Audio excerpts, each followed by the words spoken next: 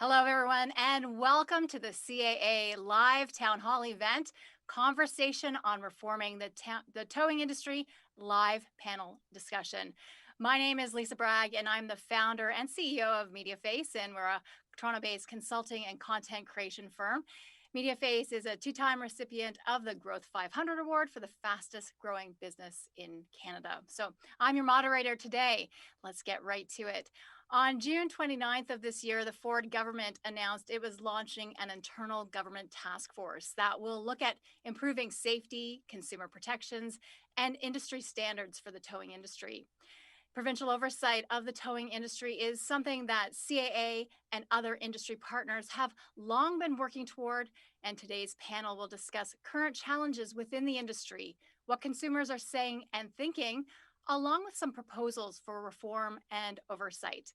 Our time together will consist of 3 presentations and a 30-minute question period with our panelists.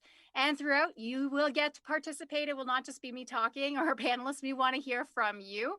And there will be some polls that you can participate in. And if you have some questions, you can submit questions in the box to the right, and we'll get to as many of them as we can. So looking forward to seeing what you're thinking. So please do put your questions in the box. This webinar will be recorded. It is being recorded right now, and it will be posted online, and we'll email you a link to access the video. At the end of this town hall, we invite you to visit MoreSafeTows.ca. I know you want to go there right now, but hold on to the end because we have lots of great information to get through, and that's MoreSafeTows.ca to learn more about how you can help reform the towing industry in Ontario. To share on social media, because I know you want to, tag your questions or comments with the hashtag MoreSafeTows, and we'll be looking for those too. So again, we want to make this virtual event as interactive as possible. So several times throughout this session, we'll have live polling so we can get a pulse on your thoughts. To participate, please grab your phone and a pop-up, your camera app, open that up, and hover over the QR code. A pop-up will take you there, and you'll select on that. And it's a platform called Slido.com. But if you're accessing it on your desktop, you can just click the green button below the QR code, and it'll take you right there. And we'd love to see what you're thinking throughout our polls, too. And it makes the day a little bit more fun, too, when we get to have some polls. So let's meet our esteemed panel for today's town hall. We're going to start with Teresa DeFelice, Assistant Vice President of Government and Community Relations with CAA. And we have Sergeant Carrie Schmidt from the Ontario Provincial Police Highway Safety Division, and Mark Graves, the President of the Provincial Towing Association of Ontario. Welcome to everyone. And if you're just joining us, come on in and we'll explain as we go. Welcome, welcome, welcome. Before we get started on the first presentation, let's warm up. Let's do a poll. Let's get an audience poll underway. We'd love to know where everyone is tuning in from today. Where are you in our beautiful province? So open up your app, your phone, hit the QR code, and let's see where you are. If you're on your desktop, it's that green line below. And pick the region that you're from. Where are you from in Ontario? Are you from the GTHA, which includes the Toronto, Hamilton, Halton, Peel, York, Durham? You can see it on the screen. Niagara region, Western Ontario, Southwestern Ontario, Eastern Ontario, Ottawa region, or Northern Ontario. Let's see where you're from right now.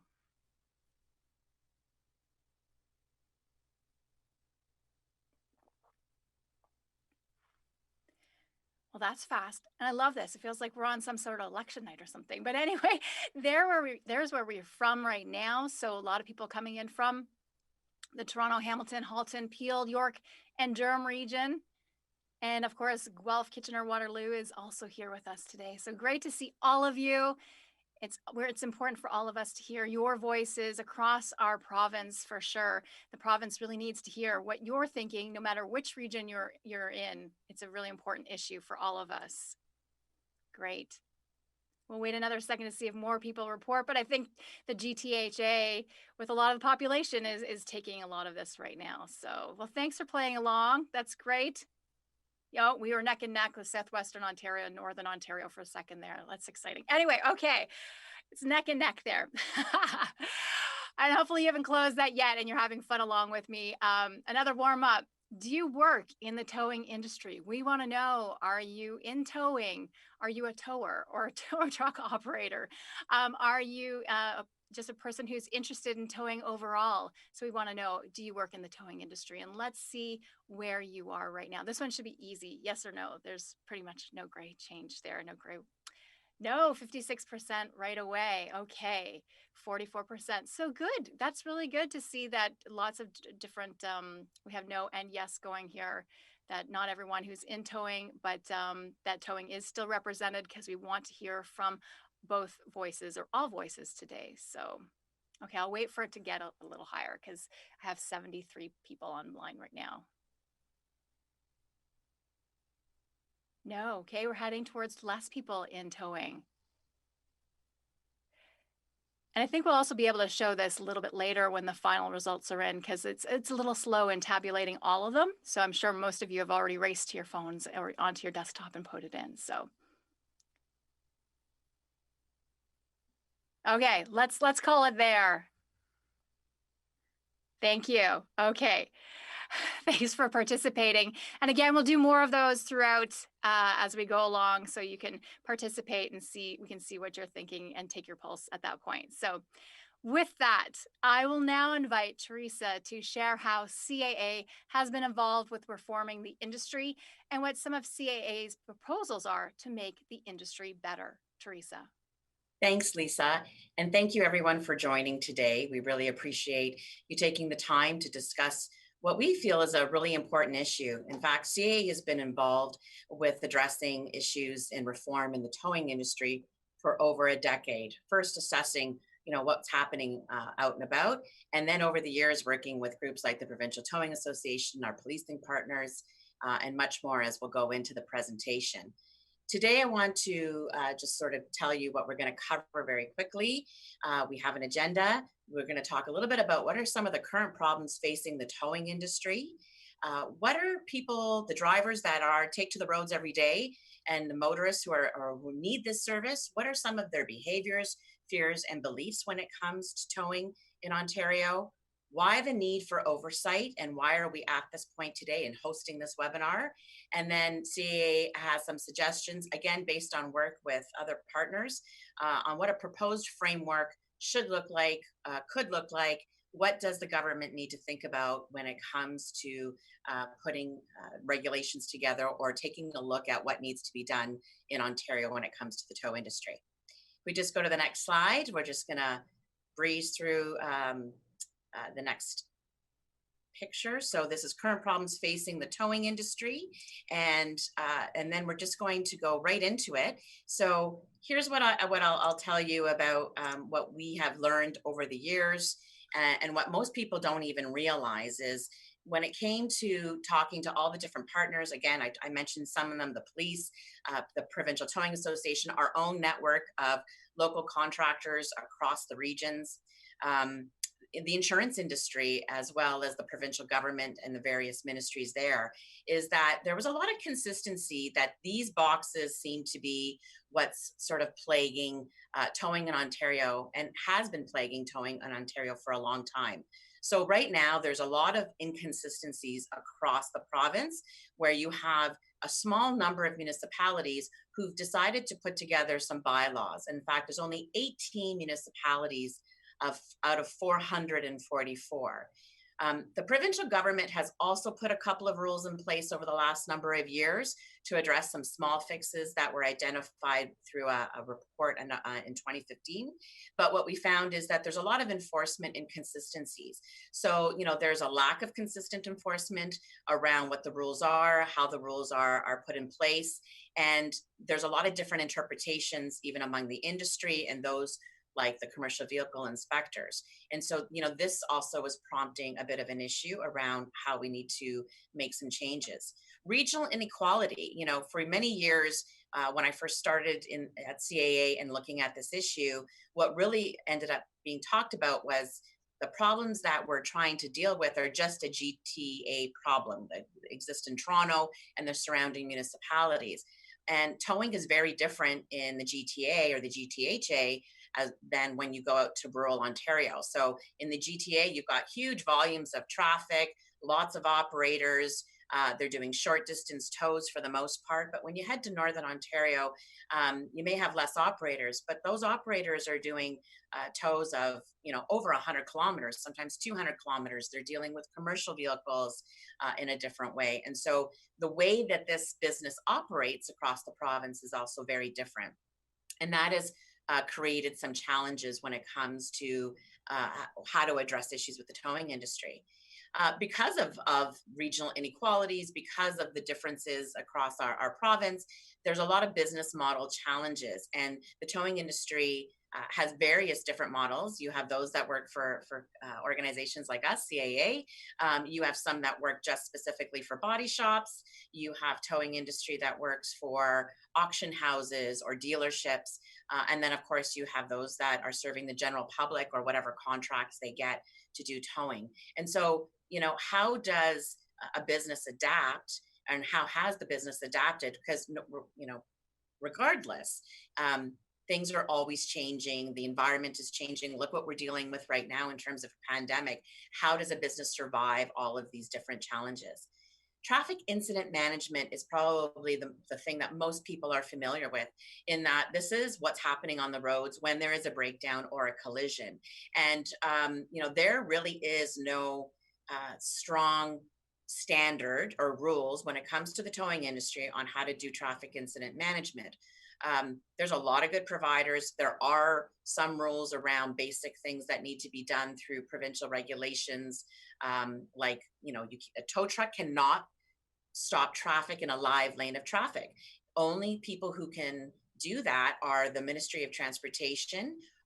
On a highway, they tend to send out those big trucks with the barriers, or the police. So, really, there's an issue with the fact that tow operators are often the first ones on scene in a lot of instances, but they don't have the tools, the training, and the requirements to do proper traffic incident management. And then that impacts everybody else, not just because someone's had a terrible incident happen to them, but if you don't handle that situation or that scene properly, then it could tie up traffic and cause congestion and cause other accidents or collisions just from that one incident on the highway or on the roads.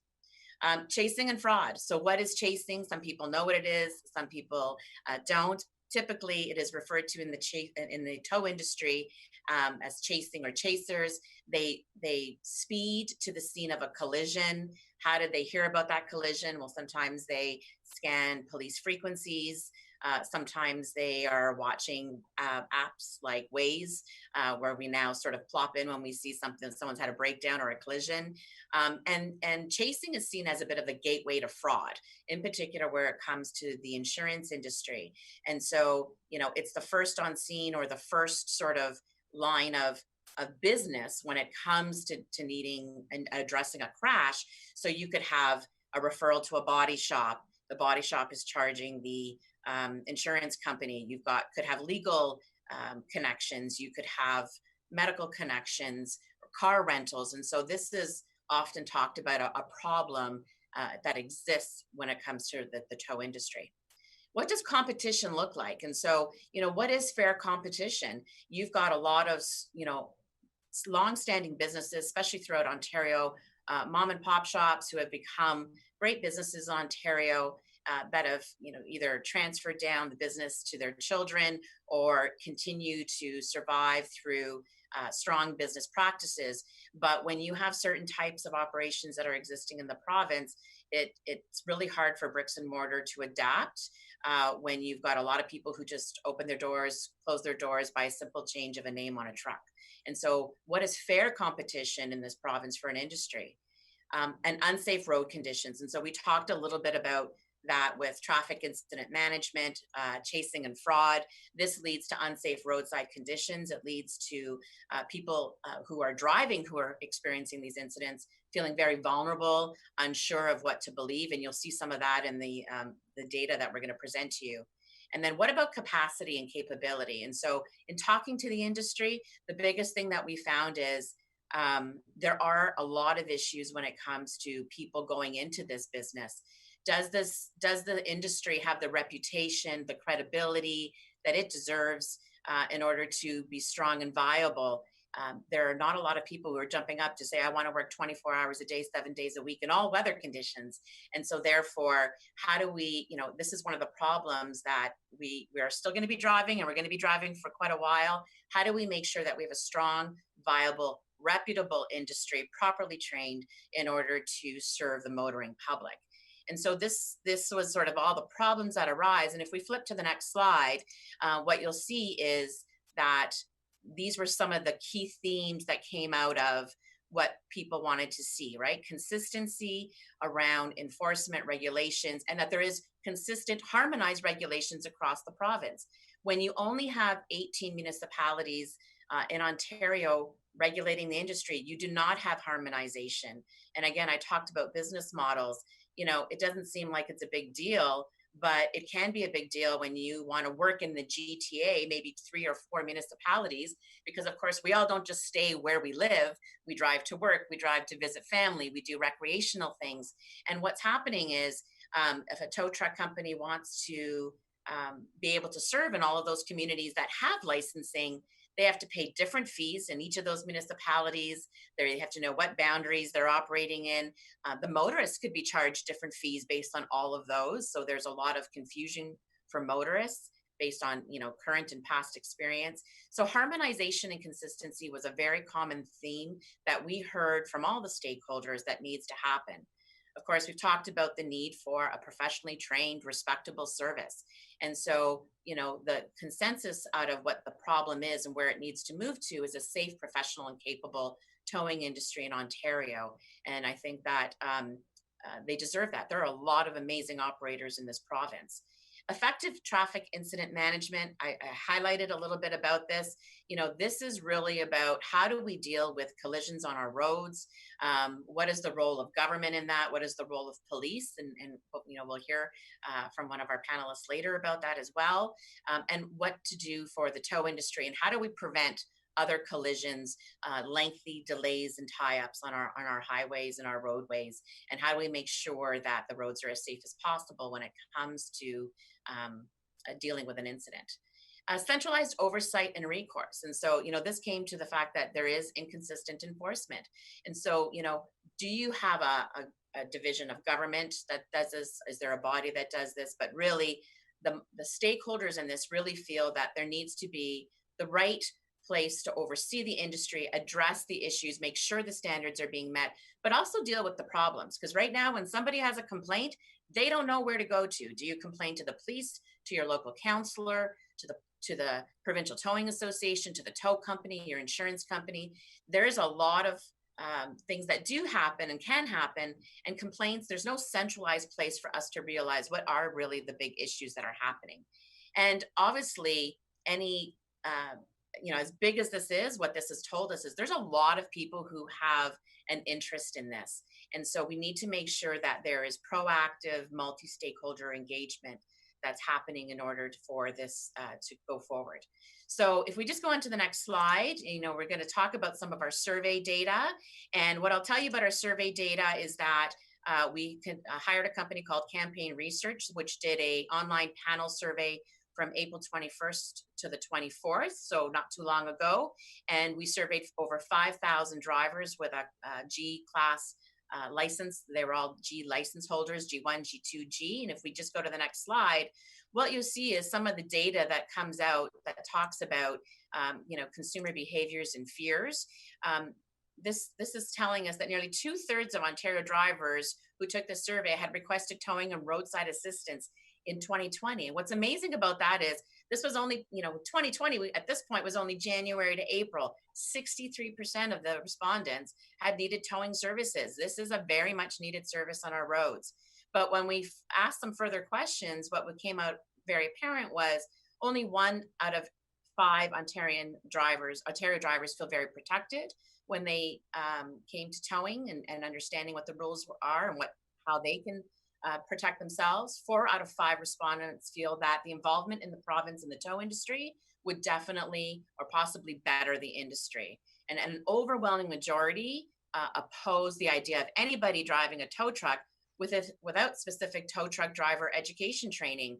And we'll get into a little bit about that soon. So if we just flip to the next slide, again, some more data from our survey of consumers is that only 12% of Ontario motorists know that tow trucks are licensed municipally.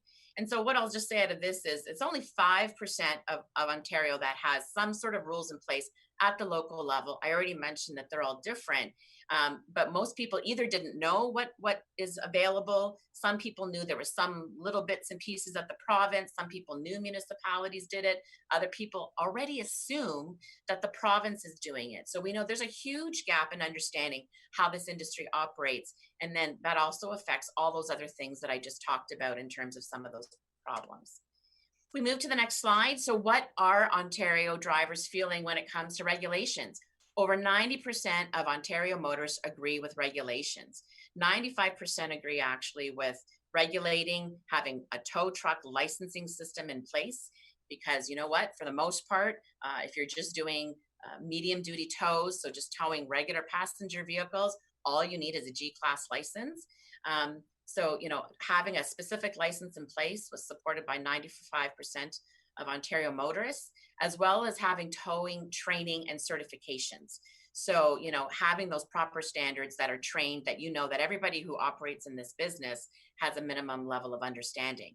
And then when it comes to what else do they support? They supported provincially mandated tows for all roads, as well as provincially mandated pricing for collisions in particular.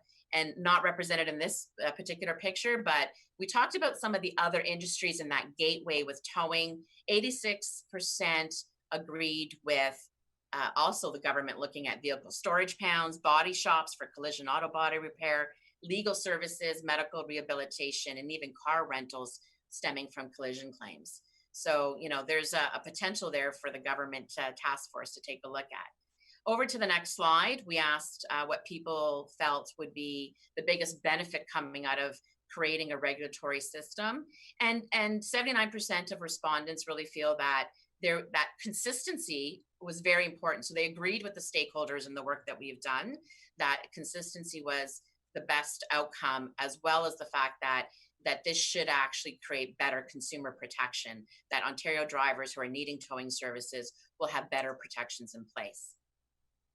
Lots of data, so I'm going to flip over to the next slide because we want to make sure we get everybody in. Wait time, costs, and lack of full disclosure are the top concerns for Ontario motorists.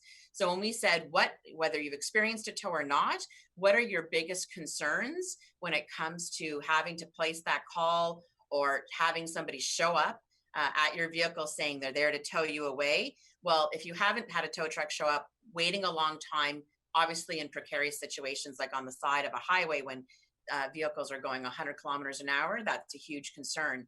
High predatory fees. People are hearing these horror stories on the news about $12,000 for a broken down vehicle or a flat tire, and that is scaring people about what they may be facing when they need a tow. Or maybe some of them have experienced maybe not 12,000, but what do some of those bills look like? And we've heard what some of those bills look like, and they can be very daunting, whether your insurance is covering it or the motorists themselves is covering it. And there were some other things there, like being charged a lot more than the estimate, and you are supposed to receive an estimate, being misled that the insurance company will pay for the tow. So sometimes you'll be convinced that the insurance is going to cover it when, depending on the circumstances, they may not. And then whether there is a bit of a business relationship between the tow operator that's taking your vehicle and then where they're taking you to. So if we just flip over to, let's get to solutions and where we need to go, the need for oversight. To the next slide, I talked a little bit when we talked to industry stakeholders about this. The word patchwork comes up quite a bit. This is a patchwork of regulations at the municipal level, 5%, as I said. In 2015, the government initiated a couple of fixes to the Storage and Liens Act, as well as some safety checks for tow trucks, but not anything comprehensive or consistent. And the stakeholders recognize that there has been progress with some of these bits and pieces, but there's still a lot of confusion within the consumers, among different stakeholders. we still have problems, and we've seen stories time and time again about things that are happening on the roads, and the industry is having a hard time finding its voice on issues of real importance because it's being sort of overshadowed by the negative aspects of the industry. If we moved on to what does CAA come up with in terms of a proposed regulatory framework for Ontario's towing industry? So if we go to the next slide, we didn't come up with this alone. CAA, like I said, in working with partners, we are proud of our members and serving our members. Being part of the conversation, we want to make sure that that there is something that looks at things holistically. And so to the right, you'll see that any regulation that gets put in place should have these three principles ingrained into it. That there is a difference between towing in the GTA and Northern Ontario. And so you don't want to create a one size fits all regulation that only looks at the problems that people predominantly hear about in one community or another. We need to recognize, and there's other provincial regulations that do create some distinction between suburbs in the GTA as well as Northern Ontario. So that can be factored in. We want to recognize that the majority of tows are breakdowns. And so, we hear the worst of the worst on the news, or those of us who work in this industry when it comes to a collision, that is where the fraud is happening. That's where the problems are happening. And, that is the case in a lot of instances. But the majority of the work being done by the tow industry in Ontario, and I can tell you by CAA, is not for collisions, but it's for breakdowns. And so you also want to be careful not to have regulation that is so restrictive that it actually hurts a lot of businesses. And we talked about that business model kept coming up in some of the problems. The business model, it needs to recognize that the majority of the work being done in the province in towing is not for collisions. And so we need to deal with those problem issues there, but create a regulation that addresses the majority of the work. And that's where also it talks about that there are different types of tow: light, medium, heavy duty. Light is things like I lock my keys in the car, I need gas, ran out of gas, my battery's not working. Medium is sort of you've had a breakdown that can't be addressed, needs to be taken somewhere else. Heavy duty typically refers to the weight. So it could be that you're towing a commercial vehicle, those big rollovers and crashes and things you see on different shows. And so CAA is proposing that with all this input, that the government implement province-wide licensing, that there be set requirements around training and certification, that the things like around enforcement and collision management be part of that regulatory framework so that those things can be addressed. Things like incident management, what happens at the scene of a collision, how to stop some of the predatory towing, and have fair management of collision scenes, and ensure that there is oversight when there are problems and how to address those things. That recognizes there are different business models and has the ability to continue to flourish this industry and make it a reputable industry to enter into in this province. And of course, if you're going to have regulation and you're going to put some rules in place, that both the industry has criteria and benchmarks, but the government puts in criteria and benchmarks to make sure that whatever gets implemented is actually achieving what was expected. So having those criteria and benchmarks and checking along the way are absolutely important. So if we go to my final slide, I'll just tell you that, when we propose this back to the stakeholders who we dealt with, there seemed to be a lot of consistency again, that there would be a lot of benefits for motorists, tow operators, and municipalities, all around those things I talked about at the beginning that I won't bring up: harmonization, consistency, proper enforcement, safety on our roads, most important, consumer protection.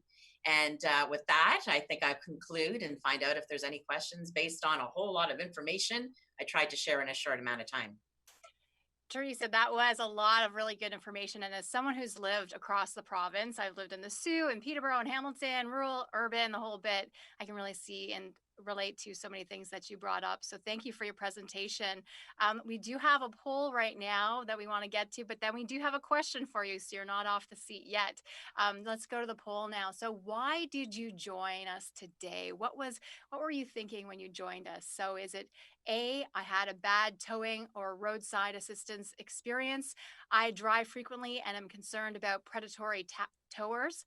I want to participate in provincial towing reform. I don't support provincial licensing. or other. And you can see those, all of them there. And let's see what you're thinking when you decided to join in today.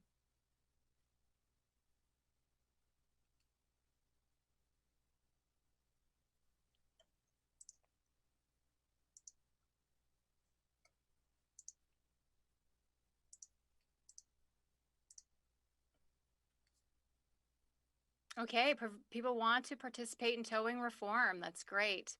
Other had a bad towing, so we have a little bit of both, but 50% right now is I want to participate in provincial towing reform. So real interest in changing how things are done right now with the patchwork, with so many things that Teresa mentioned, that there needs to be something that really brings the province together, but also respects regional differences, being provincial, such a big province.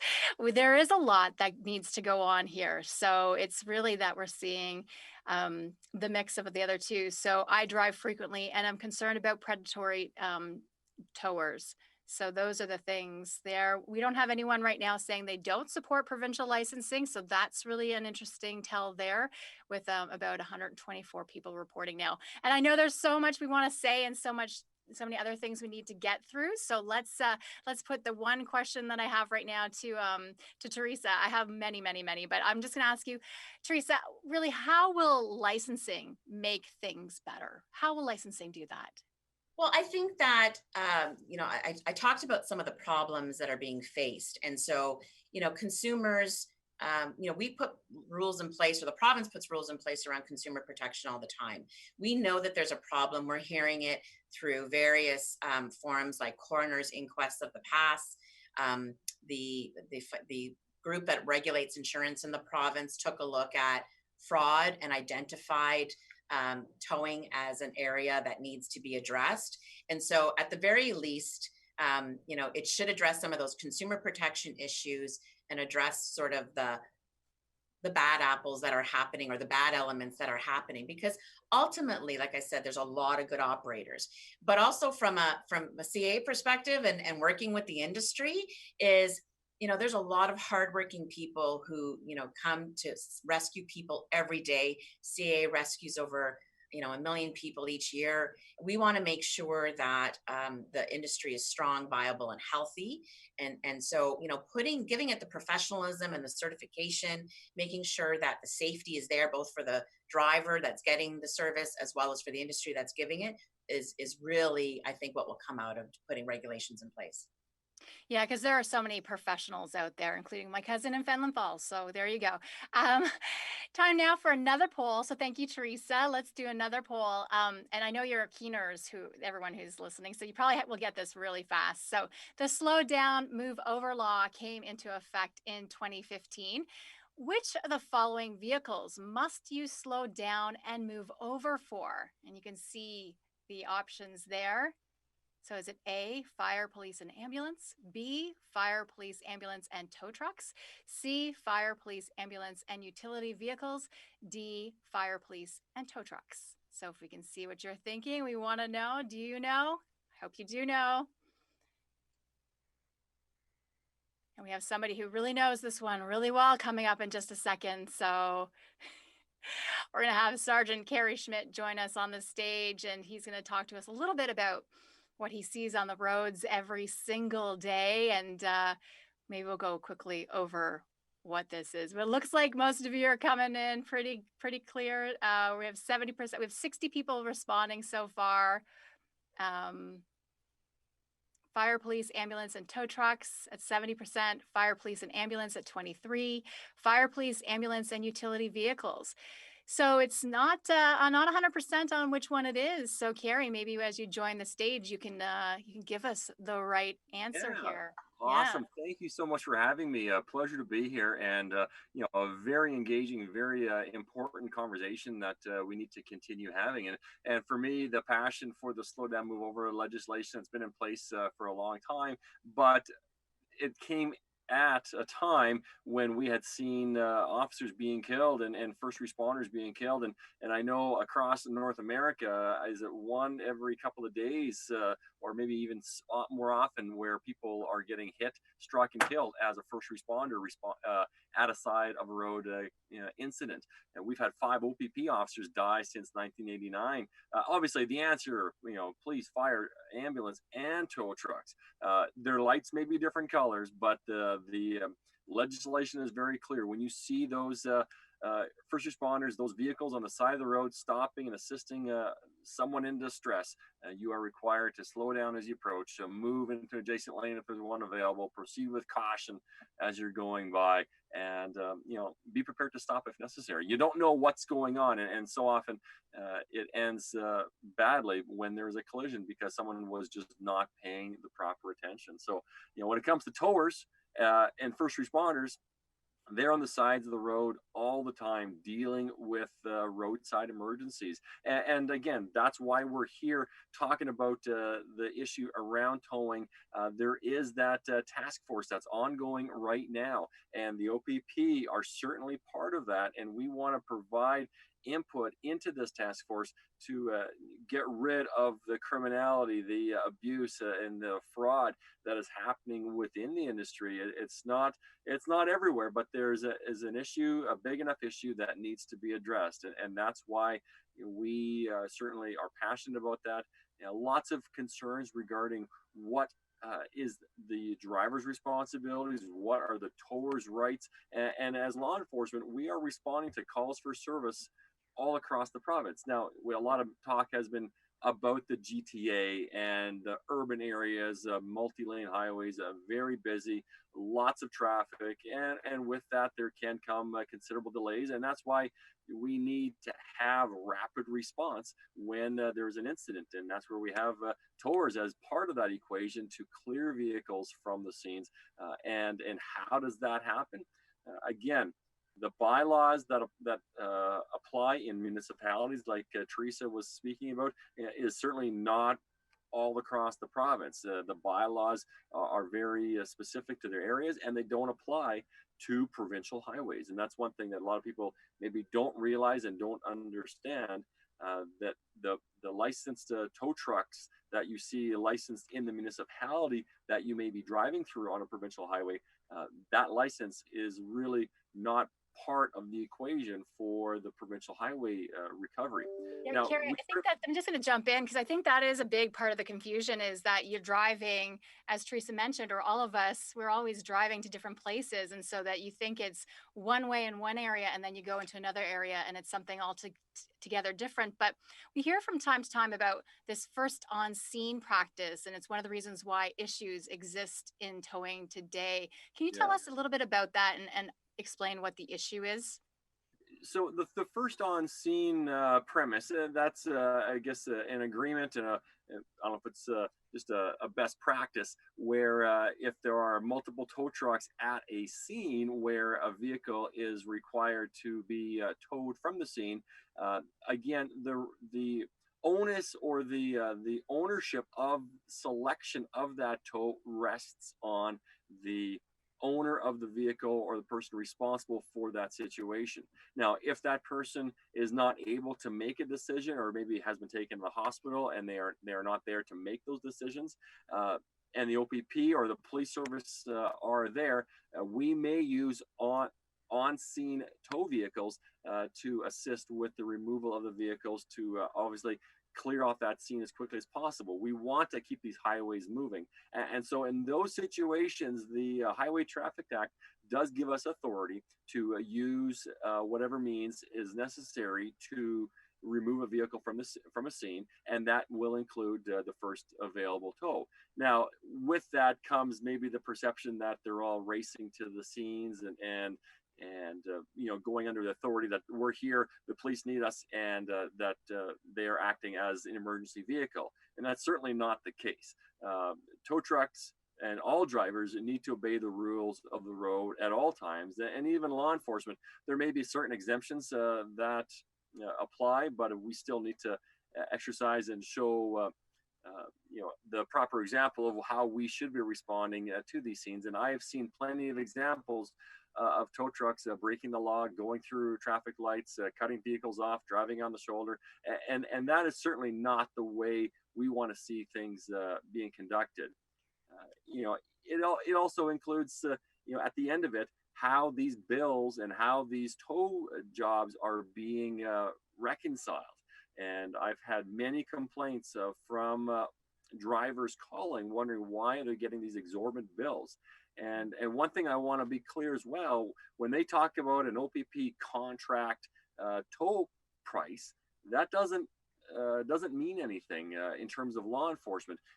We don't set rates, we don't set standards. It is a competitive process out there. It's a competitive industry, and the only time where there's a contracted tow is where there may be an impound, where the vehicle has to be on storage for extended periods of time for a police investigation or police action. But when it comes to the towers rate chart, and they may say they're here operating under a contract with the OPP, and that's certainly not the case. They are all independent businesses, and we do not have contracts with any towing companies at all. Yeah, I think when you're on, as a driver, somebody who's been to lots of different scenes in my past career, I was a journalist, but you feel that tension when you're on the side of the road and then you just want help. And so you really have to remember that you should pause and get that estimate. That you Yeah, need an estimate in writing, so you have that information.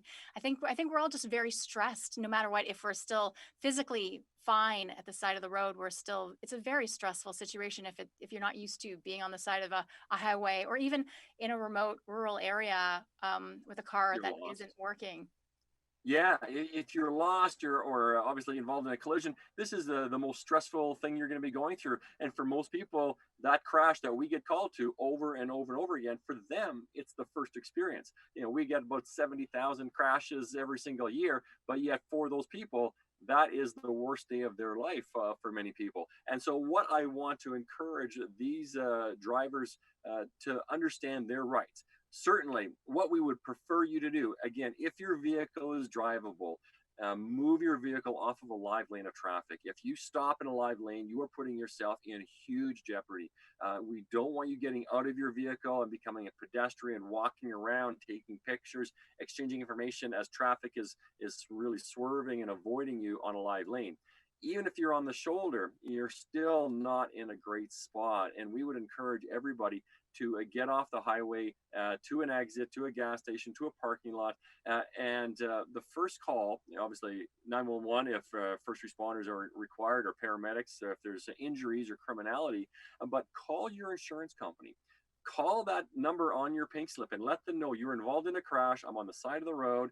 And if there's a tow truck there, we'll talk about that in a second, but how they got there, what tow truck should I suggest? If you're in your local town or community, you may know a local body shop or a garage that has a towing company that can come out and rescue you. But if you're on the side of the road, you may not know where to begin. And if you're in a different community, how far have you gone? You don't even know where to begin asking for tow trucks. So you can call Star OPP and the police, and they will give you direction of how to get to a collision reporting center, and we can make arrangements for a tow, or at least give you suggestions.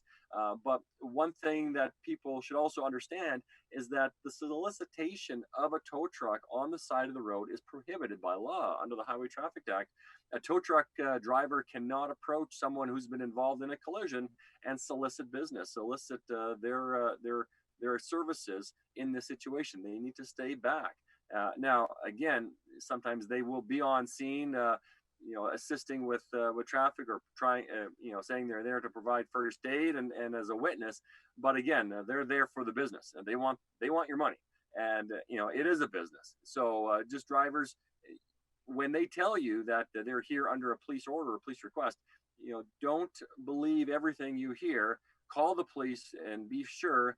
Don't sign any documents until you're sure of what you're getting yourself into. A tow truck is not allowed to hook onto your vehicle unless you give them explicit and express permission. So there's a lot of things that the drivers that are in charge of their vehicle have ownership on. get off the highway, limp your vehicle off if you have to, and then make arrangements for your tow truck, preferred tow truck that you want to have and provide the services that you need. And again, don't sign your name to anything until you actually know completely what you're signing, because we have seen exorbitant bills come forward, and not only in heavy duty and transport truck collisions, but even in smaller vehicles, when there's extra services and times and charges that you have no idea are even appropriate, are being labeled on. And even if the tow truck driver says, don't worry, we'll pay your deductible, we'll pay your insurance, we'll pay everything, we'll give you a rental car, they're doing this to help you, but they're doing it to make money, and they have an angle that they're going on. So make sure you call your insurance company, and you can be fully informed as to what your next step should be. Thank you, Carrie, because that was one of our number one questions coming up, is being comfortable with the tow truck operator, or can I choose to wait for CAA to come to get me, or what do I Yeah. do? That's really important advice, and I'm really glad you took the time to unpack that a bit. We do have some really keeners who are watching, who are asking how can they be part of the task force. Can you explain that at all? I believe it's an internal task force. So can you tell us about that? Absolutely. So yeah, there is the towing industry task force that we are part of right now, and obviously the issues with criminality and fraud that's happening within the towing industry is something that's being addressed, and that's why the government has come forward with this task force. And I can tell you that the Ontario Provincial Police is at the table, and they are providing input into that task force. And obviously, it's ongoing, so I don't have anything to share in terms of their progress, but I can provide assurance that we certainly are there and have a very keen interest in providing insight and suggestions as to how we can make the towing industry and the experience for our citizens here in the province fair and equitable in all regards. So again, that's where we stand, and we're going to be on that task force through to the finish. Thank you, Carrie. And I know that we're going to have at the end some ways of how people can get involved. So if you are interested and you can share your thoughts with the government, we'll have our website come up at the end, and we'll give you some more information so you too can get involved and have your voice heard on all of this. Okay, we do want to hear your voice right now. So last polling question of the session. Have you ever seen a tow truck racing to the scene of a collision? And it's a yes or no. So just give us your thoughts. Have you seen one racing to the scene of a collision? We're hurried, they're rushed. What's going on? Have you seen one racing though to the scene of a collision? It's a dangerous thing, but we want to hear, what have you seen when you're out navigating all of Ontario's beautiful roads, or on the highways, and you're seeing tow trucks go by? Are they racing or are they driving? What are you seeing? I'd love to hear your thoughts. So again, go to the app and open that up, and let's see. Or if you're on the desktop, you can click on the little green link below and let us know what you're seeing as you go along Ontario highways.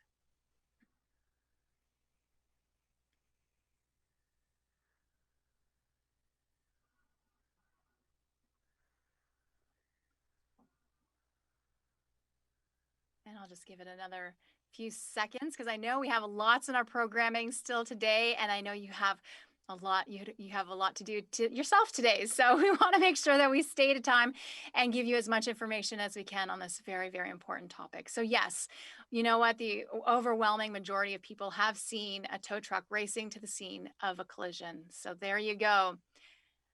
Okay, thank you. And now we're going to go to invite Mark Graves, President of the Provincial Towing Association of Ontario, to share how his organization and members are working towards towing reform in the province. Mark, over to you.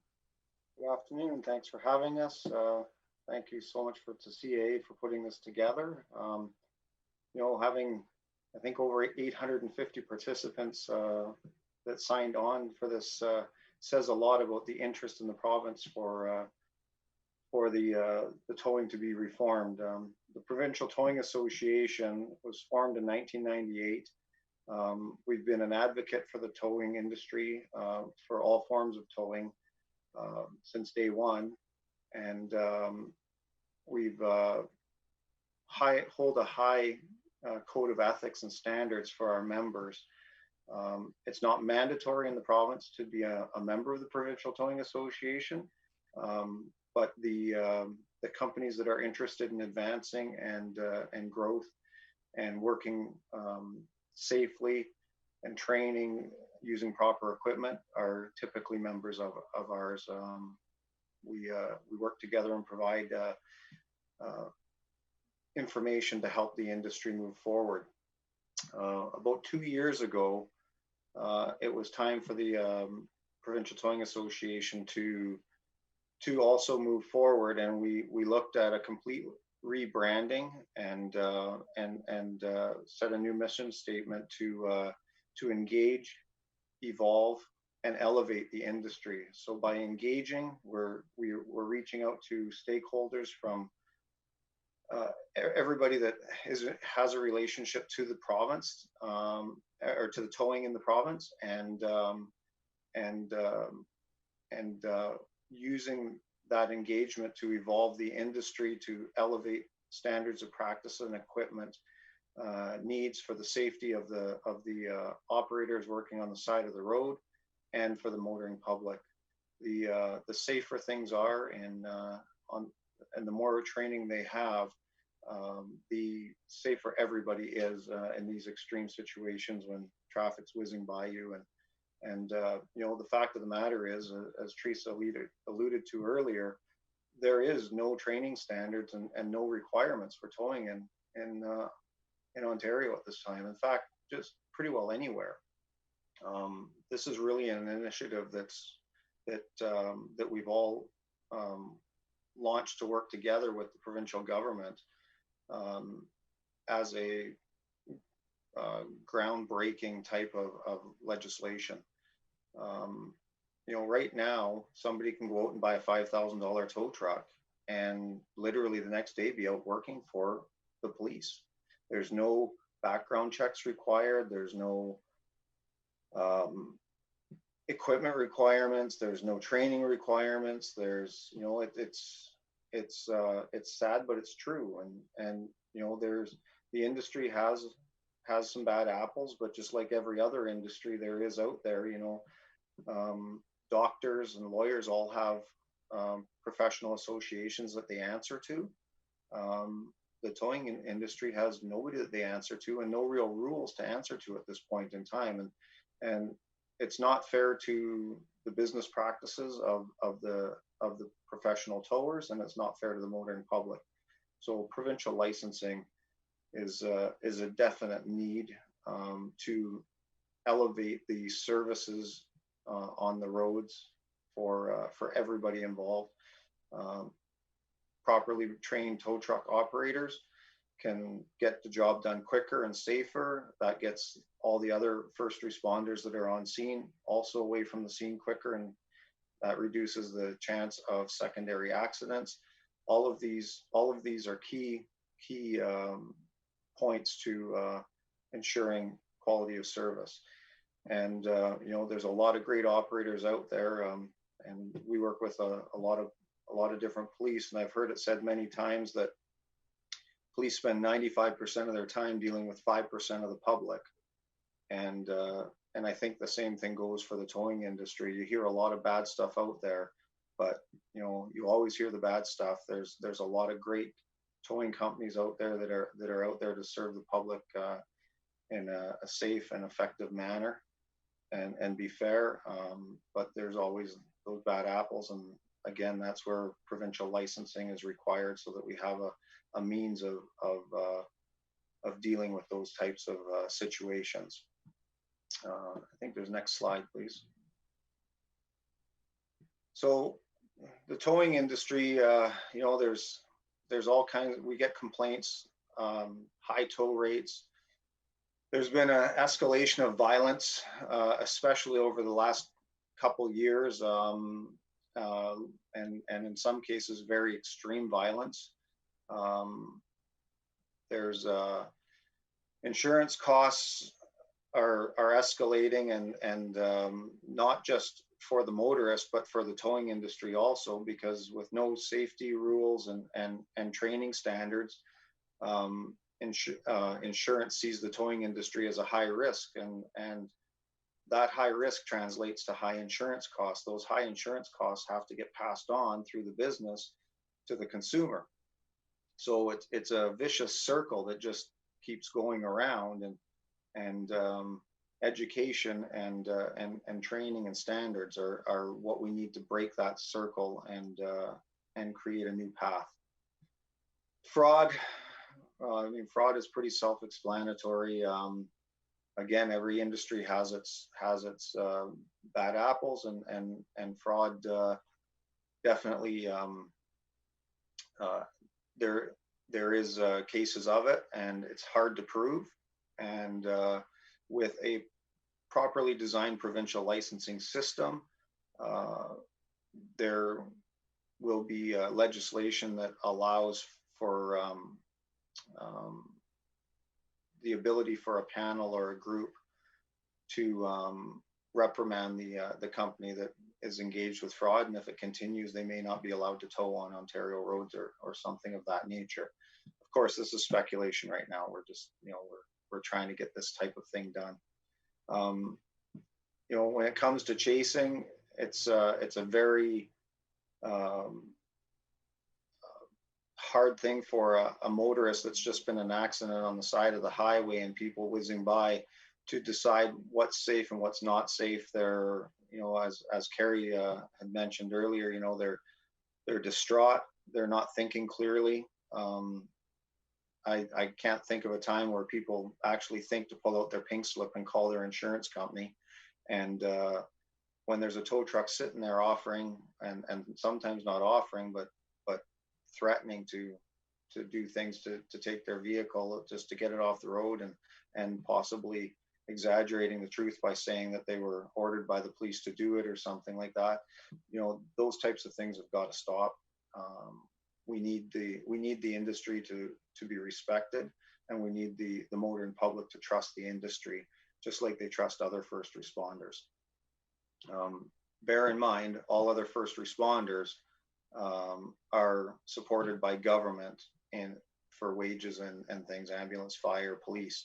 The towing industry is the only first responder that works on the road and is 100% supported by the consumer costs and insurance. So again, we covered safety risks. If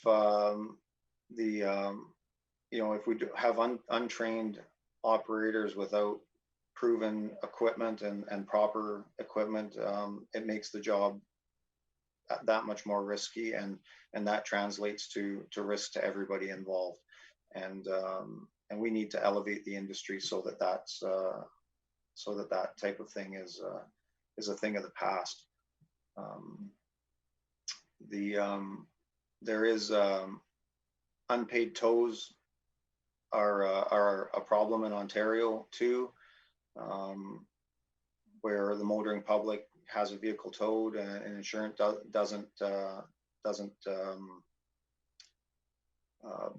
cover the cost of the tow because they don't have collision, and people walk away from their vehicles and just say, well, I'm just going to leave it. I'm not going to pay the tow bill. That really is not much difference than theft when you're talking about Walmart or a store. Those kind of costs are built in to the cost of operation for the towing company, and just like Walmart builds in their theft ratio into their costs of overhead. So that needs to also be dealt with, because it's unfair that somebody that pays for proper insurance and covers all of their costs be paid extra or have to pay extra for a tow because somebody else doesn't pay or chooses not to pay or not to be insured. So there's those types of things. Next slide, please. So one of the first things that the Provincial Towing Association set out to do was to define the true meaning of what a tow truck is. Now, one would assume that this is pretty simple, but it was actually a lot more complicated and in-depth than you would ever think. In the current Highway Traffic Act, a tow truck is defined as a vehicle that tows another vehicle. So if you've got a Chevy Chevette with a with a piece of nylon rope towing another car down the highway, not only is it legal, it's a tow truck. It's that simple in the definition now of the Highway Traffic Act. Next slide, please. So there you've got two pictures of what's commonly known as a tow truck, a light duty wrecker and a light medium duty flatbed. So the one picks the vehicle up from one end and tows it. The other one obviously puts the vehicle on the deck and carries it, and usually has the ability to tow one behind. So those are your most common vehicles that you see on the road, and are definitely classed as tow trucks. Next slide, please. So heavy duty wreckers, those are various pictures of and manufacturers of heavy duty wreckers that are used for your big transport accidents and towing of commercial vehicles. So also very commonly seen and known as a heavy duty wrecker or tow truck. Next slide, please. So these trucks are typically pickup trucks, and sometimes they're Yukons or Denali's that are converted into tow trucks. Commonly known as chase truck or a sneaker truck, widely used in the GTHA area. You know, these trucks do not define and meet the definition of a tow truck. They are vehicles that are built, completely assembled from the factory and then modified. They're typically not stickered by a licensed company with the modification to show that they're legal. Weight capacities meet the requirements of what a tow truck would need. And furthermore, they're typically not even registered with the province of Ontario as a tow truck or insured properly. So if they're not insured properly, then there's a good chance that the vehicles being towed by them are also not insured properly as cargo insurance.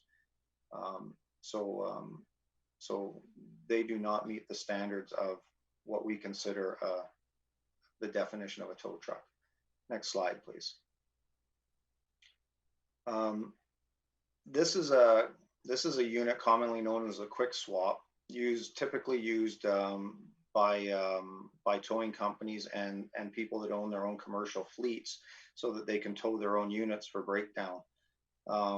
It's called a quick swap because it can be removed from the unit relatively quickly and easily, and either placed on another unit, or the unit can be used as a regular tractor to pull a trailer. This does not meet the definition of a tow truck because it's basically a chameleon. It can change its skin. It can be a tow truck now, and in 10 minutes it could be a tractor or a float. Next slide, please. Oh, I'm sorry, I thought there was one more. So the whole idea of providing a definition of a tow truck is the start of what we need to do for provincial licensing. We need to know what proper towing truck and equipment is required to do the job, and then we need to license the operator of that truck, license the truck and the company that owns the truck, so that all three levels have got a verification on how they operate and the requirements that they need to operate within, and the types of safety that goes with the operation of this specific equipment. So again, it was hard to start a licensing system without defining what a tow truck is. So that this was our first chance to put this together and present it to government. The Provincial Towing Association, working in conjunction with CAA, the OPP, MTO, RecMaster, who is a recognized training system for towing. We had a panel last September, and as a result of that panel, we started putting this information together and presenting it to government as a group to move the provincial licensing forward. So it's, as Teresa and Carrie mentioned earlier, this is, it's a group effort with all of the stakeholders engaged to move a provincial licensing system into place in conjunction with the provincial government so that we can promote safety on the roads. Thanks, Mark. That was a lot of information, a lot of really good information for us, and understanding all the different vehicles that might end up on the road with us, working as tow trucks. One question for you right now is: does the tow industry want reform? Well, we started a website, fairtowing.ca, as a result of our group, our internal or Provincial Towing Association task force. And I say it that way because we started what we call the task force, and then the government started their intergovernmental task force. So I don't want to confuse the two. But the vast majority of the industry is supporting us, and we're not getting feedback. We're not getting negative feedback. As I think Teresa can allude to too, that the industry's ready for this. The industry's not only ready for it, they know it's needed. So then, I guess my question next was going to be: can it afford to be regulated then? Because they expect there'd be fees and things like that. Can it afford to be regulated? Well, again, we have to look at the regulation model and make sure that it's not going to put an undue stress on the industry. That's where working with all of the stakeholders collectively comes into play. But just like any other industry, it's all part of a cost adjustment. As you move forward, things get built in. The towing industry has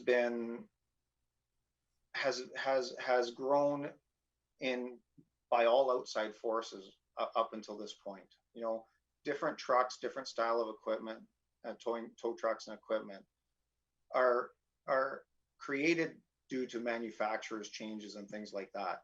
This is actually an industry initiated change. So, if we can adapt to what everybody else is making us do, we're a resilient industry. We can adapt and grow and provide better service at reasonable costs and have better business models for everybody.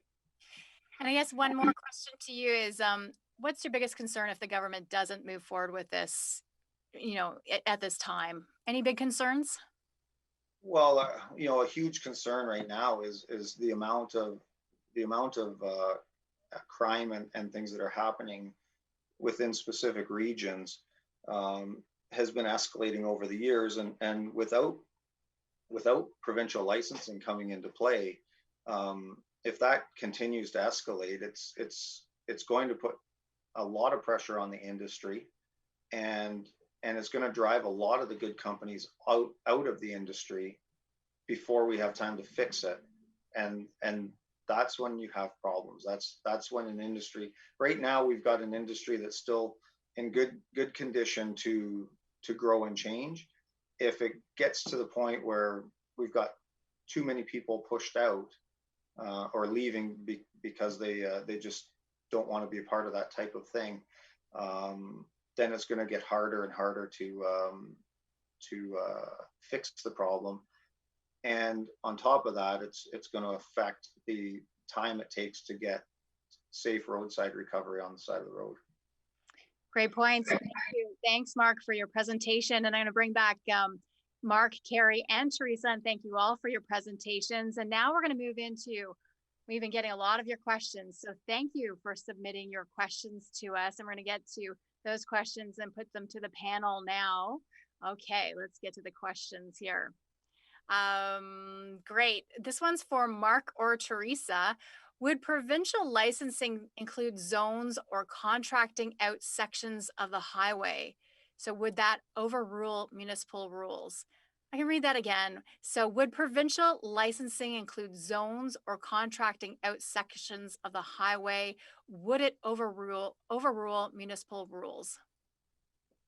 So I think the model that we're talking about and that Mark has talked about, again, we've worked together with the PTO on this, is that we'd start to see the elimination of municipal bylaws, and so because that you want to get rid of that duplication, and we know that this provincial government is concerned about duplication and red tape, and so you don't want two levels of regulations in place. That's a little bit. We talked about that, too much regulation, and that's one of them. And so we think that there should be provincial licensing, and then figuring out how that operates, or how the industry operates in provincial licensing. Some of those municipal bylaws, I think of one municipality who often says the reason why they put it in place is they had people from far, far away coming to tow, people in their boundaries. So that's one of the things that we have to look at. Regulations could look at putting zones in place on provincial highways that are contracted out or tendered out. This does happen in other jurisdictions. It happens in Montreal. And so, this has been a discussion even before regulation, is how do we address some of what's happening on the highway now? But it's not just about licensing, it's about safety, and it's about creating, opening the roads and getting people moving in the safest, most efficient way possible. Mark, I don't know if you. Yeah, I think you pretty well covered it, Teresa. As mentioned earlier, Northern Ontario is very much different than Southern Ontario. So there's definitely got to be some zones within the province. We have looked at that through our group. As far as contracts and/or contracting out sections of road, again, it has been discussed at other levels. Whether that happens or not would be really a government decision, because the government, the MTO, and the government owns the roads. So that's completely up in the air right now. That's something that will only be developed as time and things move forward in talks with the government. Great, thanks, Mark and Teresa. Carrie, this one is for you next. One of our audience members wants to know, how does the OPP enforce tow truck rules? Carrie, are you still with us? Sorry. Yeah. Can you hear? I hear you now. Yes, I'll just repeat it for you though. So the question is, how does the Are you OPP there? enforce tow truck rules? I might have a little low bandwidth issues here right now, but I hope you can still hear me. I can. Do you want to hear my question again then? Can you hear me? It's not a call like this unless you have one of these for sure. Carrie, so the question is, how does the OPP enforce tow truck rules? Well, so yeah,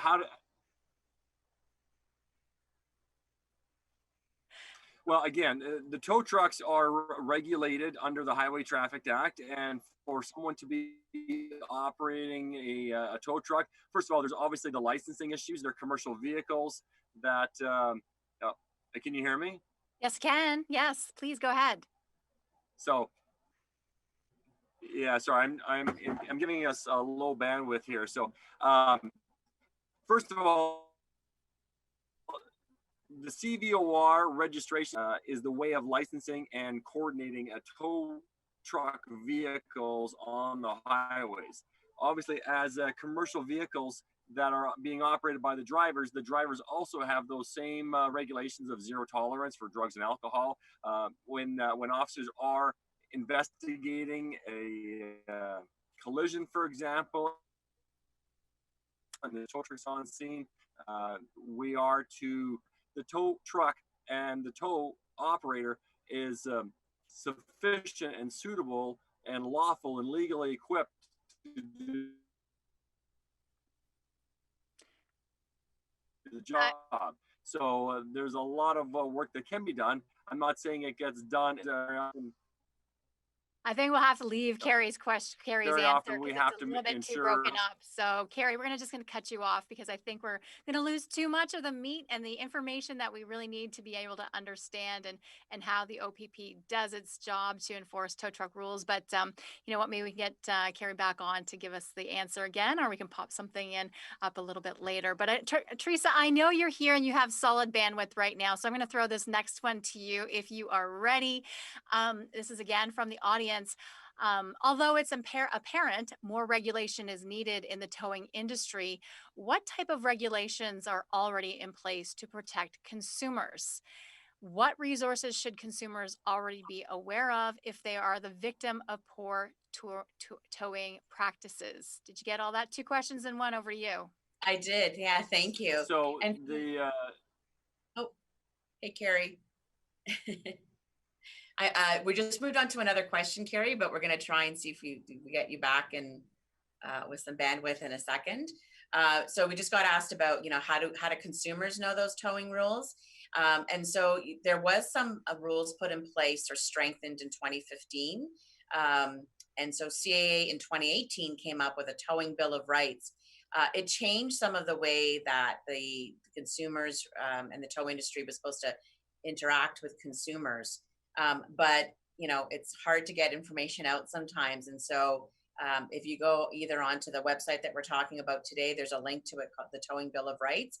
But it's things like, you're allowed to pay with something other than cash. Believe it or not, cash is still a predominant sort of issue when it comes to the tow industry. Some of the things that Sergeant Schmidt talked about was, you have the right to decide who tows you. You are authorizing the tow as the driver of the vehicle. And so nobody just hooks up and says, no, I have to get you out of here. It's no, you don't have to pay to have somebody take down your vehicle when they didn't have the authorization. Unless you're part of an auto club like CAA, you actually are supposed to be signing a permission to tow form. And that permission to tow form is giving the tow company the authorization for them to pick up your vehicle. Be wary.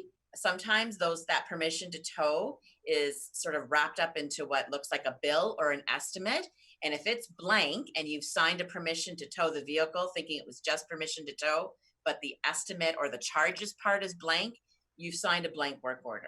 So, there should be something that definitely shows something differently. You should be getting an estimate of what the charges are before you sign off. The tow industry actually cannot charge you more than 10% of what the estimate they gave you is. So the Towing Bill of Rights on CA's website or through MoreSafeTows.ca will be able to share and give you some of those insights around how to protect yourself. And I think the best way for consumers to get protected is to know what their rights are. Teresa, that was such great advice. I feel like I'm going to type that out or grab it from the website and print it out and put it in my glove box right beside all my other paperwork. Well, not all, because I keep it in my wallet, but put it beside other things that I would go into. So I have that language and remember what to do if I do find myself in that situation. So thank you for all that advice. Mark, over to you with another question. Tow operators already have CVOR. Why do they need licensing in addition to that? So maybe just say again what CVOR for those of us who aren't into it, but why do they need licensing in addition? So CVOR stands for Commercial Vehicle Operators Registration, I believe. The towing industry, it's just in the last few years that CVOR became part of the towing industry. And CVOR is for commercial vehicles. It's not just specific to towing, it's for all commercial vehicles. So all the transports and the big trucks you see on the road, they all have CVOR. CVOR is a point system. Carrie could probably elaborate a lot better on this than I can, but it's basically a point system for the company. So if somebody gets a ticket, you can have points added to your CVOR at so many points. The MTO looks at your company and says, are you doing a good job for being safe on the roads? It really doesn't, there's no bones in it for protection for the consumer or anything like that. It's strictly a company thing, type system, and company and driver type system. Um, and the thing about it is it's relatively easy to get a CVOR. So if a company has a CVOR and they do get a bunch of tickets and their CVR is revoked, it's not that hard to apply under a new name and get a new CVOR. That's why we want an extensive licensing system that tracks the company owners, the company itself with the owners, the drivers, and the trucks, so that you can't have an operator that is doing something nefarious leave one company, go to another company, and start fresh again. There would be a record, just like a driving record for your personal driver's license. If you work for a company and they let you go because your driving record's bad, chances are another company's not going to pick you up because your driving record follows you. Whereas the CVOR, there are ways of skirting it and getting around that. They might not all be legit, but people do it. Thanks, Mark. We're going to try our luck and get Carrie back on here again. Carrie, are you there? Yeah, I think so. I think I'm back on again. Okay. Can you hear me all right? Yes, I can. Great. One question from the audience. Assuming you can't move your car off the highway, can you wait for your chosen tow company on a 400 series highway, or must you move your car with the first tow operator at the site? Again, that's a question from the audience. Well, it doesn't mean necessarily the first top operator at the site. If you're on scene and there's multiple tows, and you still have choice. If the police are there or MTO were blocking a lane, we don't want to block lanes any longer than is necessary. But we want to be reasonable to what is appropriate. If you have a preferred tow and they are just maybe stuck in traffic, or they're just back a few minutes, there is provision. We can hold down the scene briefly to allow that tow truck to get to the scene. It's all going to be subject to the officer's discretion that's on scene with you as well, if they're blocking the scene or blocking the lanes. If you're calling 911 when you are in a situation like that, it's certainly not a good situation. And there may be agreements with your driving club as well, and maybe CAA can respond, or Teresa can respond to if they accept other payments, or other clubs or other tows to do the work on their behalf, and they may pay something in respect of what would be an appropriate charge, but you may not know what you're being billed for. So certainly understand, get an estimate, get your vehicle off the live lanes, move it to the shoulder. You can hire a tow truck to move you from the lane to the shoulder, and then you can wait for your preferred tow truck or to a parking lot around the corner. They don't need to take you off the highway to their body shop and have the full carte blanche results from what they are expecting. You still have control over that. But if you are blocking a lane, you are in a vulnerable position, and we don't want people to be at risk, because far too often that is just the start of what could be even more dangerous or deadly in the traffic jam behind. And we don't want to take responsibility for causing something like that when we could have cleared the scene off much quicker. Yeah, safety first. Teresa, did you want to add anything to what Sergeant Carrie Schmidt just said? Is there anything you want to say on behalf of CAA for that? Yeah, I mean, I know that CAA, that's been a huge priority, and to make sure that we can get to those 400 series calls a lot quicker. We have the systems in place. Often if someone's in a dangerous situation, we will instruct people to at least call police and get some instruction about, because we can't come and block a live lane. No tow truck has the authority to pull up behind a vehicle and block that lane for them. We see it often, but the tow truck industry is actually not authorized to do that. But the actual right course is to actually pull up in front of a vehicle. And really, again, exercise some of those rights, right? In terms of getting you to the shoulder, getting you just off the closest off ramp, agreeing to what that cost is in terms of what the situation is. Being on the highway is really scary. It's not a one size fits all answer. feeling safe and being safe are the first and foremost things. And at the very least, calling the police, star OPP, if it's not an emergency per se, if you're not in a live lane and maybe on the shoulder, might be a solution at least to get you some answers about what you should or shouldn't be doing. But again, call, if you are a CA member, call, we'll give you how long it's going to take for us to get there. We're going to be communicating with you on a regular basis and making sure that you're okay. Great, thank you. And Mark, I have a follow-up question to something you said a little bit earlier from the audience. And you said CVOR doesn't cover consumer protection. What about the Consumer Protection Act? What should consumers do if they feel like they may have gotten the short end of the stick? Well, we actually get that question quite a bit when we get complaints to the office.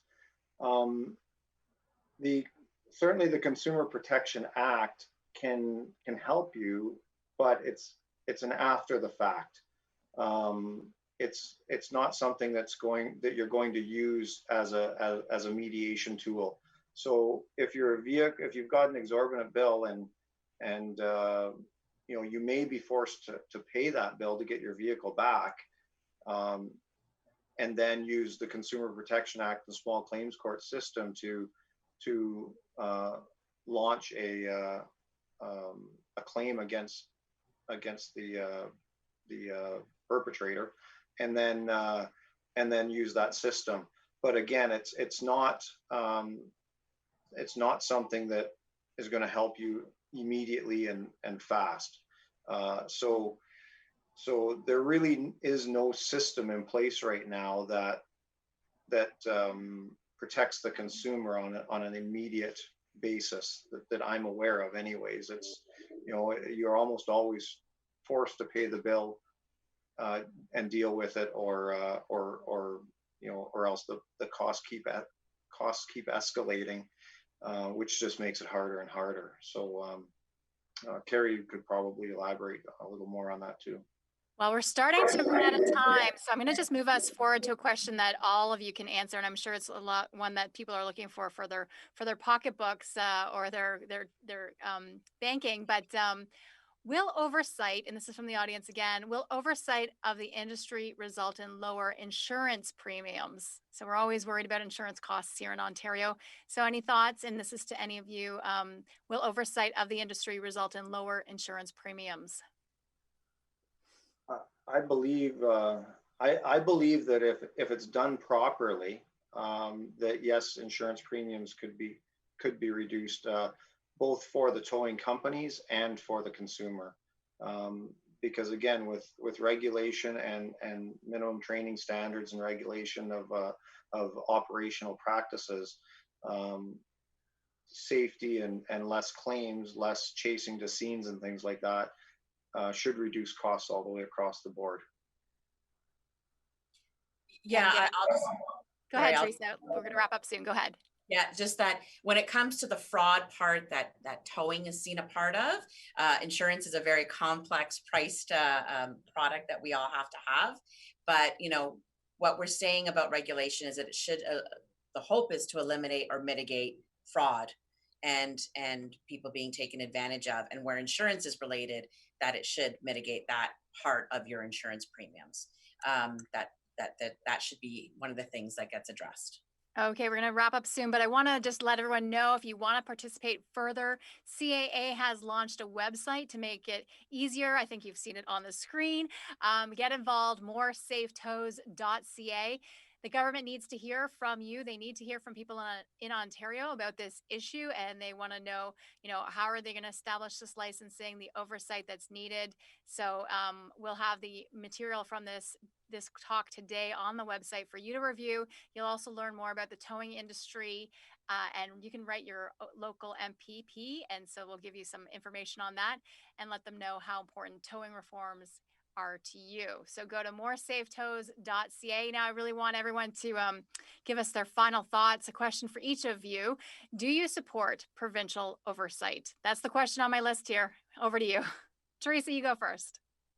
Absolutely. We think it's time. There's been so much in the past that has said this needs to happen, but the government needs to know that people support it. This is not, Mark talked about industry-led.